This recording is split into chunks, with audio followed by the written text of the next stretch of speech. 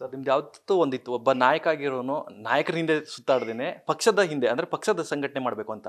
ಈಗಿರುವಂತಹ ಜಿಲ್ಲಾಧ್ಯಕ್ಷರು ಆ ರೀತಿಯಾದಂತಹ ಸಂಘಟನೆಯಲ್ಲಿ ಇರ್ತಾರ, ಜೊತೆಗೆ ಅವರನ್ನೇನಾದರೂ ಕೂಡ ಬದಲಾಯಿಸಬೇಕಾ, ಅಥವಾ ಯಾವುದೋ ನಾಯಕನ ಹಿಂದೆ ಓಡಾಡುವಂಥ ಜಿಲ್ಲಾಧ್ಯಕ್ಷರು ಇದ್ದಾರಾ ಈಗಿರುವಂಥವ್ರು, ಅವ್ರು ಬದಲಾವಣೆ ಮಾಡಬೇಕಾ, ಹೇಗೆ?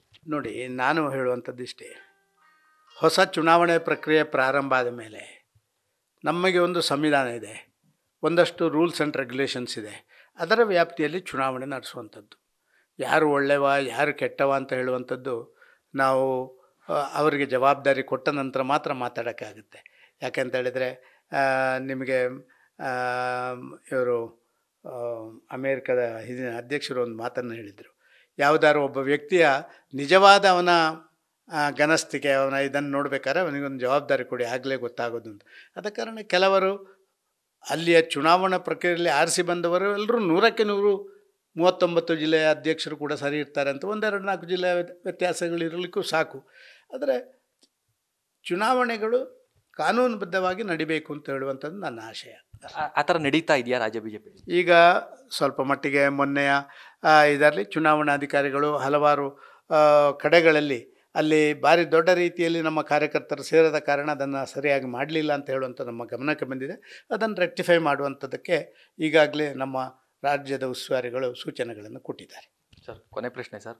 ಈಗ ರಾಜ್ಯಾಧ್ಯಕ್ಷರ ಚುನಾವಣೆ ನಡೆಯುತ್ತೆ, ಒಂದಷ್ಟು ಬದಲಾವಣೆಗಳು ಕೂಡ ಆಗಬೇಕು ಅಂತ ಹೇಳ್ತಾ ಇರುವಂಥದ್ದು ಯತ್ನಾಳ್ ಟೀಮು. ಅಕಸ್ಮಾತ್ ಇದೇ ರಾಜ್ಯಾಧ್ಯಕ್ಷರು ಮುಂದುವರೆದ್ರೆ ಇದೇ ಸಮಸ್ಯೆಗಳು ಮುಂದುವರಿಯಲ್ಲ, ಹೇಗೆ ಅಂತ? ಅಲ್ಲ ನೋಡಿ, ರಾಜ್ಯಾಧ್ಯಕ್ಷರು ಯಾರಾಗ್ತಾರೆ ಏನಾಗ್ತಾರೆ ಅಂತ ಹೇಳುವಂಥದ್ದು ಒಂದು ಪ್ರಶ್ನೆ ಸರ್. ಒಂದು ನೇರವಾಗಿ ನಮ್ಮ ಕೇಂದ್ರೀಯ ವರಿಷ್ಠರು ಯಾರೇ ರಾಜ್ಯಾಧ್ಯಕ್ಷ ಆದರೂ ಕೂಡ ಎಲ್ಲರನ್ನು ಒಟ್ಟಿಗೆ ಮಾಡಿ ಹೀಗೆ ನಡ್ಕೊಳ್ಬೇಕು ಅಂತ ಹೇಳುವಂಥ ಸೂಚನೆ ಪ್ರಕಾರವೇ ಅಧ್ಯಕ್ಷರು ಮುಂದುವರಿದರೆ ಅಧ್ಯಕ್ಷರು ಖಂಡಿತವಾಗಿಯೂ ಅವರ ಕೆಲಸಗಳಲ್ಲಿ ಯಶಸ್ವಿ ಆಗ್ತಾರೆ. ಅವ್ರದ್ದು ಯಾರೇ ಆಗಲಿ, ನಾನೇ ಆಗಲಿ, ಇನ್ನೊಬ್ಬ ಆಗಲಿ, ಯತ್ನಾಳಾಗಲಿ, ವಿಜಯೇಂದ್ರ ಆಗಲಿ, ನಾನು ನಡೆದದ್ದೇ ದಾರಿ, ನಾನು ಹಿಡಿದ ಮೊಲಕ್ಕೆ 3 ಕಾಲು ಅಂತ ಹೇಳುವಂಥ ವಾದಗಳನ್ನು ಮಂಡನೆ ಮಾಡಿದರೆ ವ್ಯತ್ಯಾಸ ಆಗುತ್ತೆ ಹೊರತು ನಾವೇ ಬೇರೆ ಪಾರ್ಟಿಯಲ್ಲಿ ಅಡ್ಜಸ್ಟ್ಮೆಂಟ್ ಪಾಲಿಟಿಕ್ಸ್ ಮಾಡಬಾರ್ದು. ನಮ್ಮ ಪಾರ್ಟಿಯ ಒಳಗಿನ ಕಾರ್ಯಕರ್ತರೊಟ್ಟಿಗೆ ಅಡ್ಜಸ್ಟ್ಮೆಂಟ್ ಪಾಲಿಟಿಕ್ಸ್ ಮಾಡಬೇಕು. ಅದು ಮಾಡಿದರೆ ಎಲ್ಲವೂ ನಡೀತದೆ. ಸರ್, ಕೊನೆಯ ಪ್ರಶ್ನೆ ಸರ್. 2 ಬಣಗಳ ನಡುವೆ ಒಂದು ತಟಸ್ಥ ಬಣ ಇದೆ.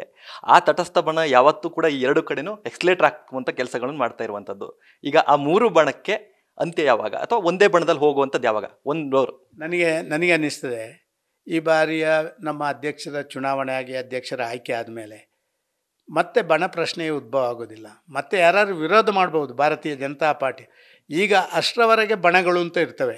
ಒಂದು ಅಧ್ಯಕ್ಷನ ಆಯ್ಕೆ ಆದಮೇಲೆ, ಒಂದು ಟೀಮ್ ಫಾರ್ಮ್ ಆದಮೇಲೆ, ಅದು ಅಧಿಕೃತ ಅಂತ ಆದಮೇಲೆ ಮತ್ತೆ ಒಂದು ಗುಂಪು, ವಿರೋಧಿ ಗುಂಪು, ಮತ್ತೊಂದು ಗುಂಪು ಅಂತ ಇರ್ತದೆ ಹೊರತು ಮತ್ತೇನು ಈ ಬಣಬಣಿತಾಟ ಕೂಡ ಭಾರಿ ದೊಡ್ಡ ರೀತಿಯಲ್ಲಿ ಕಡಿಮೆ ಆಗುತ್ತೆ. ಹಾಗೆ ಮುಂದಿನ 3 ವರ್ಷ ಅದೇ ಟೀಮ್ ಇರುವ ಕಾರಣ ಯಾರು ರಾಜಕಾರಣದಲ್ಲಿ ಬಿ ಜೆ ಪಿಯಲ್ಲಿ ಮುಂದುವರಿಬೇಕಾ ಅವರು ಸ್ವಲ್ಪ ಮಟ್ಟಿನ ಅಡ್ಜಸ್ಟ್ಮೆಂಟ್ ಮಾಡಿಕೊಂಡು ಮುಂದೆ ಹೋಗುವಂಥ ಅನಿವಾರ್ಯತೆ ಇರುತ್ತೆ. ಅದನ್ನು ಮಾಡಬೇಕಾಗುತ್ತೆ.